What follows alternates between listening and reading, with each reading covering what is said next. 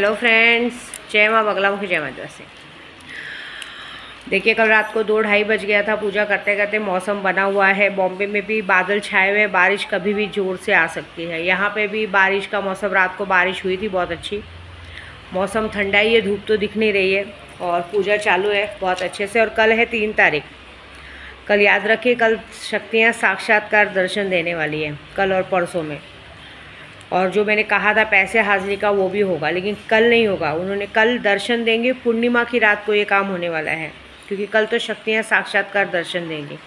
जो हाजिरी का काम है, उन्होंने मुझे कल रात को ही बताया है जिन्नातों ने कि हाजिरी का काम पूर्णिमा की रात को होगा। पूर्णिमा की रात को मुझे बंदोबस्त करना है, लेकिन मैंने सोचा पूर्णिमा की रात को बंदोबस्त नहीं करना है। मैं चाहती हूँ कि मैं दरगाह शरीफ में ही बैठूँगी और वहीं पर कुछ हो। बाबा जी की इच्छा, कुछ बड़ा ही करने वाले हैं। उन्होंने कहा है कि पहले तुम अपनी 40 दिन की पूजा में ध्यान दो, और जो चीज़ है हाज़िरी होगी ही होगी। और हाज़िरी हो चुकी है ऑलरेडी, जिन्नात आपके पास आ चुके हैं। आप जो चाहते हो, जैसा चाहते हो, वैसा हो रहा है।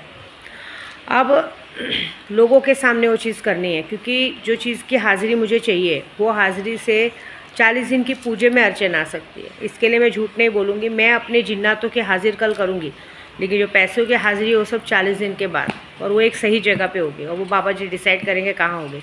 क्योंकि कल मुझे जो चीज़ देखनी थी वो मुझे दिख गई है। उसकी हाज़िरी कल भी हो सकती है, लेकिन ये है कि उसमें मेरे 40 दिन की पूजे में अर्चन आ जाएगी। सीधी बात है, बहुत बड़ा हंगामा हो जाएगा ऐसा।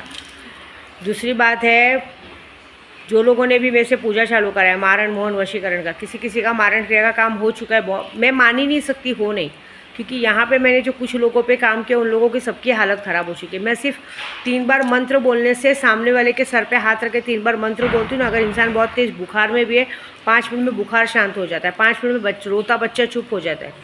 तो ऐसा हो ही नहीं सकता काम कुछ नहीं हो। लेकिन मैंने कुछ लोगों को सोचा, जो लोग मारण क्रिया कराते हैं, ये लोगों को कैसा हो गया, सामने वाला परेशान है, सब कुछ है। आपको क्या लगता है सामने वाला अपना सेफ्टी नहीं करता है? जो इंसान आपको बर्बाद कर सकता है, वो इंसान अपनी सेफ्टी नहीं करता है, वो इंसान को भी आप बर्बाद कर रहे हो। तो मेरा सीधा सिद्धांत है, देखो, मैं आपसे मांगती नहीं हूँ काम मुझे दो, लेकिन आप लोगों का जब मैं मारण क्रिया का काम लेती हूँ, क्योंकि देखिए मारण क्रिया का काम एक ऐसा होता है कि उसके पैसे रिटर्न नहीं होते, लेकिन तो भी अगर किसी को चाहिए कि हमारा काम नहीं हुआ, तो ठीक है मैं दूंगी, लेकिन उसके साथ मैंने जिस तरह से उसका किया था, सामने वाले का पैसा, आपका पैसा दूंगी, आपके पैसे का स्क्रीनशॉट, और जिसका आपने मारण क्रिया कराया था उसकी फ़ोटो भी डालूंगी। क्यों? क्योंकि जिसके लिए मैंने काम किया है, उसके साथ क्या क्या हुआ इतने दिनों में, उसके ऊपर जो तो तकलीफ़ आई है, जब उसे पता चलेगा कि उसके क्या आपकी वजह से तकलीफ़ आई है, एटलीस्ट वो आके आपको पूछेगा तो सही, तब वो बताएगा आपको कि उसके साथ जब मैंने पूजा की तो उसके साथ इतने दिनों में क्या क्या हुआ, किस तरह से इंसान बर्बाद हुआ, किस तरह से बीमार पड़ा, किस तरह से बार बार। क्योंकि हम जब आप पूजा करते हैं ना मारण क्रिया, तो आपके फ़ोटो पे, अपने चीज़ पे पर्दा डालते हैं। इंसान तांत्रिक के पास भी जाके पता नहीं कर पाएगा कि ये काम आपने करवाया है, मैंने किया है। लेकिन जब ये काम आप लोग हटवाते हैं, तो सामने वाले को पता तो चलना चाहिए कि चोर एक्चुअली आप थे। ये ज़रूरी है। अभी क्या करें, आप लोग मुझे इतनी मेहनत करने के बाद अपना पैसा मांगते हो, मतलब मैं इतने दिन जो मेहनत की वो मेरा फालतू गया। मंदिर मस्जिद बगैर चप्पल के घूम के आपके लिए काम करती हूँ, वो मेरी पागल में गिनती है। तो जब पागल लोग तो कुछ भी कर सकते हैं। अब जिस तरह से हमारे महाराष्ट्र में एक तरफा राजनीति चल रही है, जब वोटिंग का समय आता है तब हम यूपी वाले सब लोग सबको बहुत अच्छे लगते हैं, लेकिन ऐसी बातें में, मामलों में, अभी आपको सच बोलूं, जब वोट का टाइम आया था, जब वोटिंग आई थी विधानसभा की, तब हमारे यूपी से हमारे आदित्य योगीनाथ जी को बुलाया गया था ये भाषण देने के लिए, बटेंगे तो कटेंगे।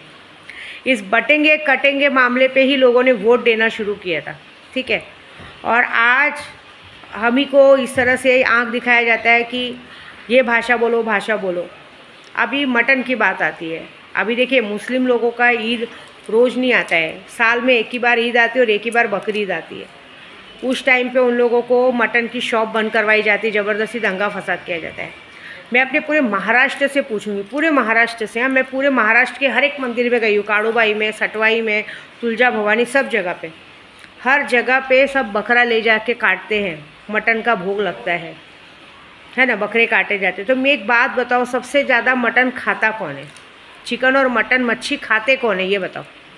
जो इतना बात कर रहे हैं नवरात्रि के लेके, तो मटन मच्छी खाते कौन है? मतलब किसी का त्यौहार अगर आपको बिगाड़ना है, जब कोई हिंदू एक होते हैं, जब हिंदू राष्ट्र एक होता है, तब आप लोग उसमें, कल हमारे आदित्य योगीनाथ जी ने जब उत्तर प्रदेश में लोगों पे प्रॉब्लम होने लगी, तब उन्होंने वहाँ से कहा कि जहाँ पे जातिवाद को लेके, भाषा को लेके राजनीति भेदभाव करने लगे, वहाँ पे वो देश कभी चल ही नहीं सकता। सही बोला उन्होंने। आपको बता दूं, अभी एक बात बता देती हूँ हमारे माननीय प्रधानमंत्री जी नरेंद्र मोदी जी गुजराती हैं, ठीक है, वो हमारे प्रधानमंत्री हैं। और माननीय आदित्य योगीनाथ जी इस वक्त हमारे यूपी के मुख्यमंत्री हैं। और आने वाले समय पे बस मुश्किल से 1-2 साल बाद 2027 में डिसाइड हो चुका है कि हमारे माननीय प्रधानमंत्री नरेंद्र मोदी जी बनने वाले हैं राष्ट्रपति, और हमारे माननीय आदित्य योगीनाथ जी बनने वाले हैं प्रधानमंत्री। कौन आ रहा है? यूपी का शेर आ रहा है प्रधानमंत्री बनके। आप सोचिए, अभी होने वाला है अप्रैल में इलेक्शन, कौन सा? बीएमसी चुनाव का। बीएमसी चुनाव के इलेक्शन के पहले अगर इस तरह से मारपीट होगी तो कौन वोट देगा? जब जो उत्तर भारतीयों को आप लोग भगाने को देख रहे हो, हम उत्तर भारतीय यहीं पैदा हुए, यहीं रहे, यहीं बसे हैं। हमारी पुश्त की पुश्त, मैं खुद मेरी 3 पीढ़ी, मैं तीसरी पीढ़ी हूँ अपनी, मैं बोरीवली में अपनी तीसरी पीढ़ी हूँ। लेकिन अगर हमारे साथ भी इस तरह की नाइंसाफ़ी होगी तो कैसे चलेगा? भाषा को सीखना चाहिए, अच्छी बात है। हम जहाँ रहते हैं महाराष्ट्र में, हमको भाषा सीखनी चाहिए, लेकिन हिंदू राष्ट्र के हिसाब से, संविधान के हिसाब से आप किसी के साथ ज़बरदस्ती नहीं कर सकते, आप किसी को मारपीट नहीं कर सकते, ऐसी बात है। अगर आप किसी से मारपीट करते हैं, ज़बरदस्ती करते हैं, तो बहुत गलत बात हो जाएगी। मतलब ये हो जाएगा कि फिर भाई ये बात समझ लीजिए, तो फिर हमको ये लगेगा कि बस कामापूर्ति मामा, जब आप लोग को वोट चाहिए था तो हमारे नेता को बुला के आपने यहाँ पे भाषण दिलवा दिया, बटेंगे तो कटेंगे, और फिर हमारे लोगों को जोड़ लिया, हमारे लोगों को जोड़ के वोट ले लिया, वोट लेके जीत गए, और बाद में जब काम ख़त्म हो गया तो हमें बाजू में सरकार है। ये कौन सी बात है? ये बताइए, ये सब अच्छा बात नहीं है, ऐसी बात है। और जहाँ तक एक बात बताओ, ऐसा है तो भाई ज़रा जो बड़े बड़े हैं उनसे भी जाके वो करो भाई। आप समझते, स्कूल में हो गया, कॉलेजेस में हो गया, सरकारी जगह पे आपने बोला कि यहाँ मराठी भाषा बोली जानी चाहिए, ठीक है, लेकिन लोगों से ज़बरदस्ती करके मारपीट करके 124 और 140 302 का ये सब केस लेना अच्छी बात है क्या?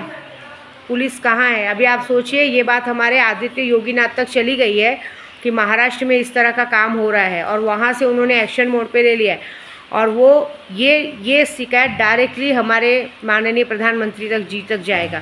उसके बाद सरकार जिनकी चल रही उन्हीं का एक्शन मोड होगा। क्या रह जाएगा? क्या रह जाएगा बताइए? ये जो भी इतना सारा चल रहा है, क्या रहेगा? कोई किसी के साथ दादागिरी नहीं दिखा रहा है। दादागिरी इधर ज़बरदस्ती की हो रही है। आप ज़बरदस्ती का किसी को मारोगे, पीटोगे, आदमी कितना बर्दाश्त करेगा? हर बार कुछ ना कुछ होता है, हर बार कुछ ना कुछ गलत चीज़ होती है, और हर बार गलत चीज़ों पे जब कोई बोलने जाता है तो आप लोग उसका मुंह चुप कराते हो। तो मेरा सिर्फ इतना ही छोटा सा बात था कि अगर हम इतने बुरे लगते हैं, आप लोगों को इतने बुरे लगते हैं, तो क्यों फिर हमारे नेता को यूपी से बुला के यहाँ पे भाषण दिलवाया गया कि बटेंगे तो कटेंगे? उस बटेंगे तो कटेंगे बोलने पे ही वोट दिया गया है। उस बात को एक करने के लिए पूरा हिंदू राष्ट्र, पूरा हिंदू समाज एक होकर वोट दिया है। और सबसे बड़ी बात, राम मंदिर, रामलला की बात करते हैं, जय श्री राम, जय श्री राम। जय श्री राम का मंदिर कहाँ है ये तो बताओ पहले? अयोध्या में है। अयोध्या कहाँ है? यूपी में है। राम जी कहाँ जन्मे थे? यूपी में जन्मे थे। बताओ। हमारी गंगा जी को बहता हुआ पानी है, बहता हुआ पानी भागीरथ ने किया था। गंगा जी कहाँ से? गोदावरी, कहाँ से बहती हुई चली आ रही हैं। बहते हुए पानी कभी गंदा होता है क्या? आप बहते हुए पानी में लोग नहा रहे हैं। महाकुंभ कई सालों में एक बार रहता है। कई महापुरुष वहाँ पे, कहीं अघोरी नागा बाबा लोग वहाँ पैर रखते हैं, सब एक साथ मिलके गंगा जी में नहाते हैं। उस गंगा के पानी को किस तरह से उसका विवादित किया गया, किस तरह से उसका अपमान किया गया है। माँ गंगा का अपमान किया गया है। आप माँ गंगा के पानी में लोग अपना पाप धोने जाते हैं, उसमें हज़ारों लोग नहाने के बाद भी उस गंगा जी के पानी को आप 10 साल तक अपने घर में रख लो, वो पानी ख़राब नहीं होता है। गंगा जी के पानी को आप 10 साल तक अपने घर में रखो, पानी में कीड़े नहीं पड़ते हैं। और हमारे गंगा जी के पानी का इतना बड़ा अपमान। अरे आप लोगों को नहीं नहाना है, मत नहाओ। लेकिन आपको सच बोलूँ, जब महाकुंभ लगा था तो सबसे ज़्यादा पब्लिक महाराष्ट्र से गई थी। पता है आपको? सबसे ज़्यादा पब्लिक महाराष्ट्र से गई थी महाकुंभ नहाने। इस वक्त अगर एक तरह से बोला जाए तो भाग दौड़ तो अगर देखा जाए तो गुजरात और यूपी के हाथ में ही तो है। तो ये तो अच्छी बात नहीं है बोलना ना। हम नहीं बोल रहे हैं, आपने हमें बोलने में मजबूर किया, इसलिए बोल रहे हैं कि ऐसे मत करो ना, ज़बरदस्ती मत करो। हम रह रहे, हमें बोलने आती है, हम सीखेंगे। लेकिन इस तरह की बात, क्योंकि यहाँ पे सब है। सुबह उठेंगे तो मारवाड़ी की दुकान की ढोकला फाफड़ा खाना बड़ा मज़ा आता है। दशहरा आता है तो जलेबी फाफड़ा खाने का बड़ा मज़ा आता है। सुबह उठेंगे तो नाश्ते में क्या चाहिए, साउथ इंडियन नाश्ता चाहिए सबको। पोहा कोई नहीं खाता है जल्दी, सब लोग को पोहा पसंद नहीं, सबको इडली पसंद है, डोसा पसंद है। अगर हम सब लोग अपने अपने जगह पे चले गए तो आपको लगता है कि कोई रोज़ रोज़ कोई भाकरी चटनी सिर्फ खा के रह पाएंगे क्या? सब मिक्स होके रहते हैं ना, झगड़ा करने का क्या मतलब है? ये बताओ बस। मैं तो समझ चुकी हूँ कि गंदी राजनीति है, लेकिन राजनीति में एक बात तो मुझे इस बात का गर्व है कि अगर मैं यूपी से हूँ तो हमारा बाप आदित्य योगीनाथ यूपी में बैठे हैं और यहाँ तो मैं जय भीम समाज की हुई। एक बात तो है कि जब बाप को गुस्सा आएगा तो बाप बड़े बाप तक बात पहुँचाएगा, और जब बड़े बाप तक बात जाएगी तब खुद ब खुद सारा मामला खुद ही शांत हो जाएगा। इसलिए तो मैं अपने इस बात से हमको डरने की ज़रूरत है नहीं, लेकिन ये बात है कि ये गलत है। आप हिंदू राष्ट्र के हिसाब से, संविधान के हिसाब से, कानून के हिसाब से आप किसी के साथ भी ज़ोर ज़बरदस्ती करके उसे ज़बरदस्ती कोई काम नहीं करवा सकते। ज़बरदस्ती आप किसी से कोई भी चीज़ों को करने के लिए मजबूर नहीं कर सकते। हर इंसान आज़ाद है और हर इंसान आज़ादी में अपने आप से वो काम कर सकता है। अभी देखिए सुबह से एक बेचारी लेडी से तमिलनाडु से मुझे मैसेज कर रही है, वो तमिल में मुझसे बात कर रही है, लेकिन मुझे उसकी भाषा समझ में नहीं आ रही है। वो क्या बोल रही है मुझे पता नहीं, मुझे गाली भी दे रही होगी तो मुझे समझ में नहीं आ रही है। एटलीस्ट वो अपनी प्रॉब्लम बता रही है, तो क्या करें बताओ? अब मैं क्या करूँ? और जब मुझे उसकी बात ही समझ में नहीं आ रही तो मैं क्या करूँ? मैं उसको बोली आप एक बार इंग्लिश में भी बोलेंगे तो मुझे समझ में आएगा, इंग्लिश में टाइप करके भेजे, लेकिन वो नहीं कर पा रही। वो अपनी प्रॉब्लम बोलना चाहती है लेकिन उसे हिंदी नहीं आती और मुझे तमिल नहीं आती। कोई नहीं, मैंने रात को बैठ के 2-2:30 बजे तक बस बाबा जी से यही कहा है कि ये हो रहा है अच्छी बात नहीं है। अब पता है अभी क्या हो रहा है? अब बल्कि हम लोग बट रहे और कट रहे हैं। अब हम लोगों को बांटा जा रहा है और काटा जा रहा है, ये बात हो गया है। अभी सही बोल रही हूँ, अब यही हो रहा है। जब तक इलेक्शन था तब तक हमारी ज़रूरत थी, और अब जब तक इलेक्शन था हमें ये सिखाया जा रहा था बटेंगे तो कटेंगे, और जब इलेक्शन बीत गया तो अब हमें ये बताया जा रहा है कि बांटेंगे और काटेंगे।